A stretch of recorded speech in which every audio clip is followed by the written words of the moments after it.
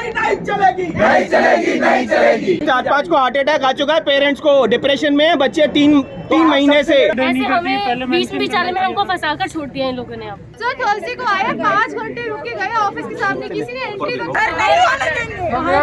है कि ये सबसे हमारे देश की, जहाँ हम 21वीं शताब्दी की बात कर रहे हैं कि हमें 21वीं शताब्दी का भारत बन रहा है, यहाँ तो मुझे लगता है हम 18वीं शताब्दी। ये कंफ्यूजन है क्यों और किसके लेवल पे है? ये कंफ्यूजन एंड टू एंड आप मेरी मानिए सबके पास है। तो जो आप सोच के चल रहे हो ना, बहुत फ्लारी पिक्चर कि 6 साल में आपकी एजुकेशन हो जाएगी, भैया वो 6 के 8 या 9 साल इजीली मुझे दिखती है कि 9 साल का टाइम ड्यूरेशन आपको लेके चलना चाहिए। मुझे आश्चर्य होता है आज भी अगर कोई जेन्युइन काउंसलर जो अपने आप को बोलते हैं और आज भी इस कंफ्यूजन में दिखाते हैं कि नहीं नहीं ये तो रजिस्ट्रेबल है, ये तो सिर्फ एलिजिबिलिटी है। Clearly mention that is registration. अगर रजिस्ट्रेशन नहीं होता तो क्यों बार बार दूसरे देशों के एम्बेसी, रशिया, बेलारूस, जॉर्जिया के एम्बेसी आपको रजिस्ट्रेशन पे क्लैरिफिकेशन दे रहे होते?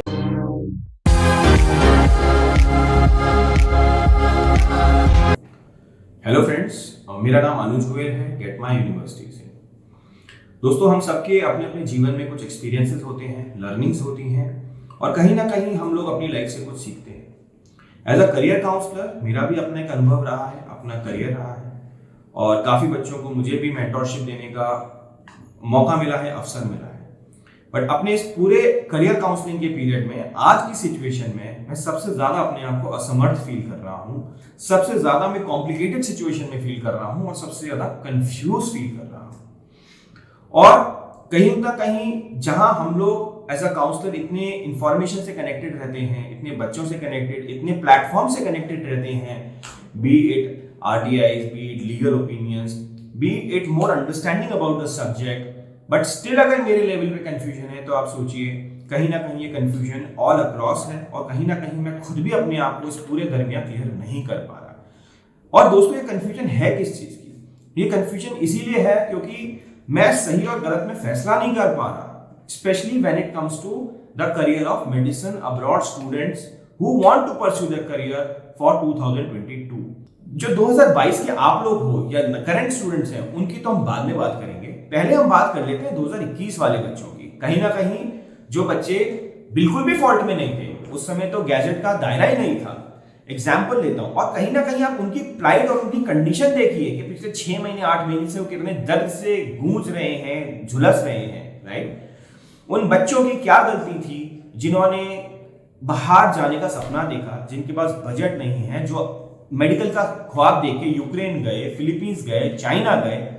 आप मुझे बताइए, किसी बच्चे ने यूक्रेन में एडमिशन लिया, उसने अप्लाई किया सितंबर में, राइट? और सितंबर में आने के बाद उसका डेफिनेट सी बात है वहां की गवर्नमेंट से ऑफिशियल इनविटेशन लेटर आया जो सरकार देती है यूक्रेन की, और इवेंचुअली वो फ्लाई करने गया नवंबर में या दिसंबर में बच्चा गया और फिर उसने अपनी एजुकेशन की, फिर वॉर हो गई, जैसे तैसे बच्चा अपनी लाइफ से बच के आया और उम्मीद कर रहा था कि नेशनल मेडिकल कमीशन उसको किसी ना किसी फॉर्म में कुछ तो रिलीफ दे, कहीं एडजस्ट करे, कहीं उसको ट्रांसफर में हेल्प करे। बट अभी एफएक्यूज आता है 4 दिन पहले और वो कहते हैं 18 नवंबर का मतलब हमारा ये हुआ कि बच्चे की क्लासेस शुरू होनी चाहिए।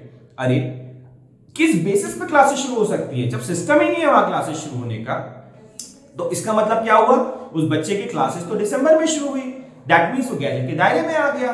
गैजेट में दायरे में आने के बाद दैट मींस वो ट्रांसफर नहीं ले सकता, किसी भी कॉलेज में ट्रांसफर नहीं ले सकता। That means what? उसके पास 2 ही ऑप्शन बचते हैं उन हजारों बच्चों के पास, या तो वो ड्रॉप कर दें अपना एडमिशन या वो वापस उसी कंट्री में जाए, यूक्रेन में जाए, जहां अभी भी there is a complete risk of their life and death, right? मतलब इतना ज्यादा रिस्की सिचुएशन में हम कैसे अपने बच्चों को झोंक सकते हैं? तो क्या मुझे नहीं लगता, क्या हमें नहीं लगता कि हमारी नेशनल मेडिकल कमीशन को यहाँ थोड़ी सी सेंसिटिव होने की जरूरत है? क्या नहीं लगता कि उनको बच्चों के पेरेंट बन के उनकी दर्द को सोचने की जरूरत है? उसमें कोई रॉकेट साइंस नहीं है। 18 नवंबर को मैं ये जानना चाहता हूं, क्या ये कोई नोटबंदी का कानून था कि रात में बच्चे अपना नोट बदल लेंगे और सब काम उल्टा नीचे हो जाएगा? अरे every cause an equal and opposite reaction. आप कोई भी रूल बना रहे हैं उसका आफ्टर इफेक्ट भी तो होता है। क्या ऐसा हो जाता, आप मुझे बताइए, जिस बच्चे ने पहले अप्लाई कर दिया, अपनी फीस दे दी, अपना प्लान कर लिया और आप कह रहे हो कि उसका एडमिशन वॉइड नहीं होगा, नल एंड वॉइड हो जाएगा? ये किस तरह का रूल है? ये किस तरह का कानून है? उन बच्चों को बताइए जो फिलीपींस में एडमिशन ले रहे हैं, जो उन्होंने लिया, जो पढ़ रहे हैं 1-1.5 साल से, जो बीएस प्रोग्राम में पढ़ रहे हैं, एमसीआई की गाइडलाइन के हिसाब से पढ़ रहे हैं, आपकी एक लिस्ट थी एमसीआई की, उसके हिसाब से पढ़ रहे हैं, और आप बोलते हो नहीं आपकी तो अब एजुकेशन में हम तो गैजेट में लाएंगे आपको। गैजेट में लाएंगे, दैट मींस आपको लाइसेंसिंग चाहिए, लाइसेंसिंग चाहिए, that means Philippines government licensing देते नहीं। अब वो बच्चे परेशान हैं, 8 महीने से उनके पेरेंट्स रो रहे हैं, बच्चे रो रहे हैं, 6 महीने से कोर्ट के चक्कर काट रहे हैं, घूम रहे हैं, सड़क पे लड़क रहे हैं। लिटरली पैथेटिक सिचुएशन हो गई है उनके जीवन की। क्या ये एनएमसी को, क्या ये लोगों को दिखता नहीं? क्या हम इतने इंसेंसिटिव हो गए अपने बच्चों के लिए? बस क्या दिखता है? सिर्फ और सिर्फ लोगों को आपदा में अवसर दिखता है। मुझे नहीं समझ में आता, आज भी मार्केटिंग चल रही है, आज भी कंट्री बिक रही है, किस कंट्री की तरफ से, क्यों? मैं वही जानना चाहता हूं, क्या क्लैरिटी है किसी के पास? क्या हम ऐसी अंधी सिचुएशन में जाना चाहते हैं? इससे पहले कि मैं आपको 2022 वाले बच्चों को एड्रेस करूं और उनको सॉल्यूशन बताऊं कि उन्हें क्या करना चाहिए, प्लीज आप ये 2 मिनट का 3 मिनट का वीडियो देखिए और ये देखिए कि उन बच्चों की क्या दुर्दशा हो रखी है जिन्होंने लास्ट ईयर एडमिशन लेने का विचार किया था और आज उन्हें जमीन पे 6-6 घंटे 8-8 घंटे एनएमसी के गेट पे धरना देना पड़ता है सिर्फ इस बात के लिए कि प्लीज हमारे साथ जस्टिस कर दीजिए। 8-8 महीने से कोर्ट के केस पे केस लगे जा रहे हैं और एनएमसी मतलब आप समझ सकते हैं आप किसके अगेंस्ट केस कर रहे हैं, बच्चे किसके अगेंस्ट केस कर रहे हैं, घुमाए जा रहे हैं। तो दोस्तों आप इस वीडियो को देखिए और ये रियलाइज करिए, जो भी नए बच्चे हैं, कहीं ऐसा ना हो कि इस दलदल में जाने के कारण या कहीं हम कुछ ऐसा गलत कदम रख दें, गलत डिसीजन ले लें कि हम भी यहाँ पे खड़े हो, हमारा रुपया, हमारे पेरेंट्स के एस्पिरेशन, हमारी करियर, हमारा ग्रोथ सब खत्म हो जाए और हम हताश, निराश और इस जगह डिप्रेसिव एटमॉस्फेयर में हो। आइए इस वीडियो को देखते हैं। जितने भी हैं यहाँ 100, 50, 75, 80, ये हम सिर्फ यहाँ पे फिजिकली प्रेजेंट हैं उन हजारों बच्चों को रिप्रेजेंट करने के लिए। बहुत लोगों का थैंक्स भी आया, कोई केरला में है, कोई कहीं पे है, 10,000 प्लस बच्चों को। और ये देखो, ये सिग्नेचर्स हैं 8,000 बच्चों के। आप लोगों ने शब्द साइन किया होगा, आई थिंक सब। सो क्लास नंबर है, देखिए 5,751, 6,000 बच्चे अपनी दर्द बयां कर चुके हैं। ये देखो आपके कमेंट्स, 25-40 पेज के तो कमेंट्स हैं। लिटरली अगर वो लोग सिर्फ ये कमेंट्स भी पढ़ लेना, आपके जेन्युइन ऑर्गेनिक कमेंट्स हैं जो आप लोगों ने दिए हैं, क्या प्रॉब्लम है, सबकी अपनी जेन्युइन प्रॉब्लम है। आई थिंक उनको समझना चाहिए। मैं अगेन हम लोग यही अपील करेंगे, हम लड़ने नहीं आए हैं, हम सिर्फ छोटी सी रिक्वेस्ट कर रहे हैं कि जो आपने गलत किया उसे करेक्ट कर दीजिए, हम पीसफुली अपना करियर प्रॉस्पेक्ट करें। I think we are all on the same page. ऐसे हमें बीच बिचारे में हमको फंसा कर छोड़ दिया इन लोगों ने। अब बिल्कुल सही बात है। और जो भी रूल्स नए बनते हैं वो ऑन द डेट बनते हैं, उसके बाद उससे पहले लागू नहीं होते हो। पहले इम्प्लीमेंट कैसे कर रहे हो? कॉन्स्टिट्यूशन क्या है? कब आए थे हम? थर्सडे को। जो थर्सडे को आए, 5 घंटे रुक के गए ऑफिस के सामने, किसी ने एंट्री तक नहीं दी। आई थिंक नहीं घुसने देते हैं, बाहर गेट पे आओ, गेट पे मिलो, गेट से चले जाओ। क्यों भाई? ये स्टूडेंट है, ये डॉक्टर बन रहे हैं, ये डॉक्टरों को संस्था है, तो यहाँ पे क्या बच्चे अंदर जाके बात नहीं कर सकते? ये अपनी मनमानी कर रहे हैं सरकारी नौकरी लगने के बाद, जो सरासर गलत है। बात करने को तैयार नहीं है। बात करने को तैयार नहीं, क्यों? हम इंसान नहीं, हम धूप में नहीं खड़े यहाँ। एनएमसी का जब गठन हुआ तो गवर्नमेंट ऑफ इंडिया, यहाँ तक कि प्राइम मिनिस्टर ने भी कहा था कि ये कमेटी लोगों को इजीली प्रोवाइड होगी, सबके सुनेगी, लेकिन यहाँ तो उल्टा ही हो रहा है। हमारा क्राइटेरिया है, हमारा बेंचमार्क है, आप हमारे बेंचमार्क को फुलफिल करो, फाइन विद दैट।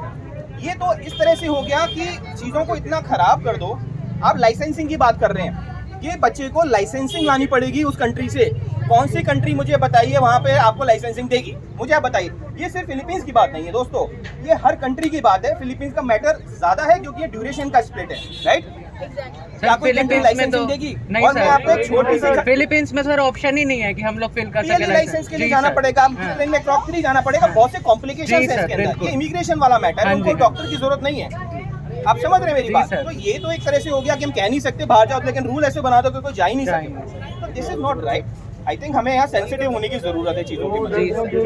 जो आज ये कॉल सेंटर पे जो लोग बिठाए हुए हैं, दे आर हाईली अनएजुकेटेड। उन लोग को कुछ मालूम ही नहीं है, वो गलत इन्फॉर्मेशन दे रहे हैं, they are misinforming everything, right? कितने ही न्यूमरस एग्जाम्पल, मेरे ख्याल से आप लोगों ने सबने फोन किया होगा 18 नवंबर के बाद। रिकॉर्डिंग भी है। बढ़िया सर, हम लोग ये हमारी प्रॉब्लम, ये बहुत दुख का विषय है कि आज जो बच्चे मेडिसिन प्रॉस्पर करना चाहते हैं, उन बच्चों को भी ये पता होता है कि आज की डेट में हमारे 8 से 9 साल इस लाइन में इन्वेस्ट होंगे और मेडिसिन पढ़ने को ही टाइम पास करने नहीं आता। एक पैशन होता है कि सही में मैं कुछ जेन्युइनली करना चाहता हूँ। और अगर मेडिसिन का बच्चा यहाँ पे इस तरह से क्यों बैठना, मतलब शर्म की सर हम पिछले मतलब मुझे लगता है कि ये सबसे हमारे देश की, जहाँ हम 21वीं शताब्दी की बात कर रहे हैं कि हमें 21वीं शताब्दी का भारत बन रहा है, यहाँ तो मुझे लगता है हम 18वीं शताब्दी पे भी नहीं टिक रहे हैं। सर हम पिछले 5 घंटे से यहाँ खड़े हैं, लेकिन इनके लिए ये जैसे भैंस के सामने बीन बजा रहे हैं, हम कोई सुनाई नहीं हो रहा है। नहीं, आप लोग आई थिंक जो हम लोग छोटा सा एफर्ट कर रहे हैं, हमें किसी से कोई फ्रिक्शन नहीं है, हमें यहाँ पे किसी से कोई गलत विचार नहीं है, सिर्फ हम स्टूडेंट आए हैं अपनी बात रखने, बट क्योंकि हमारी बात नहीं सुनी जा रही इसलिए हमें आज इनसे बोला पड़ रहा है कि हमसे मिलिए, हमें एक सही एश्योरेंस दीजिए तब हम जाएं। अपनी ड्यूटी ही नहीं कर रहे हैं, सर, हम प्रॉब्लम सॉल्व करना। वहाँ से मेडिसिन पढ़ के सर, वहाँ से मेडिसिन पढ़ के हम वापस यहीं आएंगे सर्व करने। लोग ये नहीं समझ रहे हैं। टेस्ट लेते हैं ना, टेस्ट लो। हमें और मुद्दे की बात, जब आप एक एग्जिट एग्जाम ले रहे हो, आपने एंट्री लेवल नीट लिया, एग्जिट लेवल आप नेक्स्ट का एग्जाम ले रहे हो, जब आप एग्जिट एग्जाम ले रहे हो तो आप फिर किस तरह से दूसरे कंट्रीज को बोल रहे हो कि आप हमारी तरह से पढ़ाओ? ये तो इलॉजिकल हुआ ना। आपने एग्जाम्पल लो, कल को किसी बच्चे को, इंडिया वाले बच्चे को यूएसएमएलई लिखने जाना है तो क्या यूएस ये बोलेगी कि आपने हमारे सिस्टम में पढ़ाई नहीं की, 4 और 3 साल में नहीं पढ़ी तो हम आपको अलाउ नहीं करेंगे? देखा आपने क्या हालत है, क्या परेशानी हो रही है, और क्या ये जो हम और आप देख रहे हैं, क्या ये उन लोगों को नहीं देखना चाहिए जो जेन्युइनली इस चीज के समाधान जिनके हाथों में है? कितना खराब लगता है जब हमारे देश की वो यंग डायनेमिक एनर्जी जो सही में, और हमारे देश का फ्यूचर है, they are medical aspirants, they want to contribute for the welfare of the state, वो मजाक के लिए पढ़ने नहीं जाना चाहते हमारे देश, और उन्हीं से हम लड़ रहे हैं। हमारे देश की यूथ की एनर्जी कहाँ जा रही है? प्लीज, ये मेरा हम्बल सबमिशन है, कहीं भी कोई रेस्पेक्टेबल स्टेक होल्डर अगर शायद इस चीज को देखे समझे, प्लीज उसमें उनको समाधान देना चाहिए। हमारे देश में दोस्तों एक आर्टिकल 14 है। आर्टिकल 14 आपको राइट टू इक्वालिटी देता है टू प्रैक्टिस योर प्रोफेशन। जब हमारे यहाँ नीट और नेक्स्ट की प्लानिंग की गई थी तो उसमें यह था कि आप अपनी एजुकेशन कहीं से भी करिए, this is your right to pursue education, right? और उसमें हम इक्वालिटी देंगे। आप नीट क्लियर करिए, उसके बाद आप अपनी पढ़ाई करिए, उसके बाद कॉमन एग्जाम दीजिए, नेक्स्ट का एग्जाम दीजिए। कोई कास्ट, क्रीड, रिलीजन किसी आधार पे आपको बेनिफिट नहीं मिलेगा, सिर्फ और सिर्फ मिलेगा क्योंकि हम मेडिकल प्रोफेशन के लिए जा रहे हैं, आपको आपके स्क्रीनिंग एग्जाम की परफॉर्मेंस के बेसिस पे मिले। अब आपने क्या किया? नेशनल मेडिकल कमीशन ने इतने बड़े बड़े रोड ब्लॉक्स लगा दिए हैं कि उनको पार करना बहुत मुश्किल है। आप मानिए, इसको आप एक रोजी पिक्चर मत देखिए, ऑल्दो आपको बहुत ये सिचुएशन ऐसी दिखाई जाएगी जैसे सिचुएशन एग्जिस्ट ही नहीं करती। मुझे आश्चर्य होता है आज भी अगर कोई जेन्युइन काउंसलर जो अपने आप को बोलते हैं और आज भी इस कंफ्यूजन में दिखाते हैं कि नहीं नहीं ये तो रजिस्ट्रेबल है, ये तो सिर्फ एलिजिबिलिटी, अरे क्लियरली मेंशन्ड है इट इज रजिस्ट्रेशन। अगर रजिस्ट्रेशन नहीं होता तो क्यों बार बार दूसरे देशों के एम्बेसी, रशिया, बेलारूस, जॉर्जिया के एम्बेसी आपको रजिस्ट्रेशन पे क्लैरिफिकेशन दे रहे होते हैं? बताइए, क्यों वो बता रहे होते कि हमारे रजिस्ट्रेशन करने की ये टर्म्स एंड कंडीशन है? क्यों नेपाल बोल रहा था कि हमारे रजिस्ट्रेशन एग्जाम नहीं दे सकते?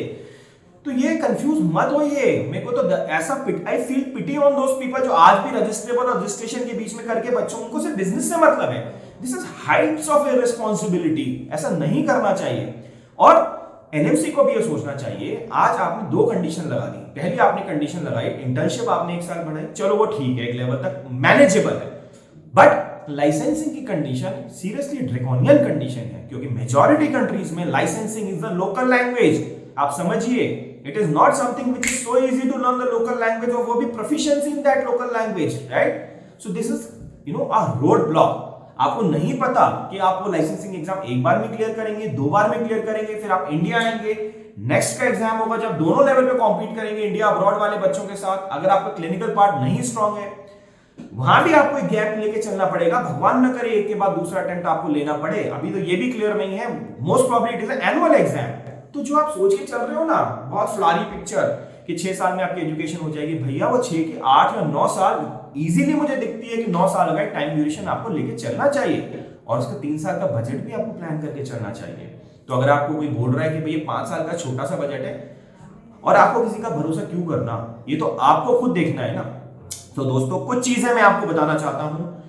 क्रिटिकल डिसीजन है, बहुत ससेप्टेबल डिसीजन है। कोई भी डिसीजन आप पैनिक में मत लीजिए। एक कॉलेज जाएगा, दूसरा आएगा, दूसरा जाएगा, तीसरा आएगा, लेकिन अगर आपका करियर गया, पैसा गया, सब कुछ गया, तो वापस लौट के नहीं आएगा, क्योंकि आपकी उम्मीद टूट जाएगी।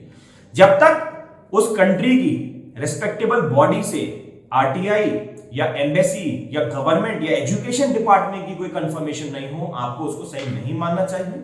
बहुत सारी यूनिवर्सिटीज अपने अलग अलग लेटर डालने में लगी हुई हैं।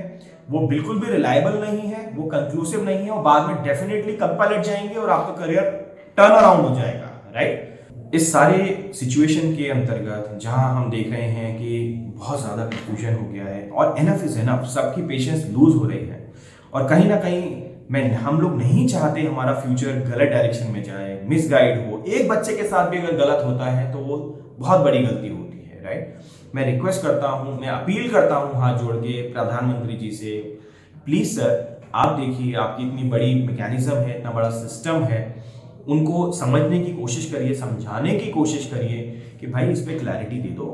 बच्चों से लड़ना नहीं है, बच्चों के हित में हमें सोचना है और अगर बच्चों की कोई जेन्युइन प्रॉब्लम है तो कहीं ना कहीं एक अच्छा कम्युनिकेशन नेटवर्क बनाइए।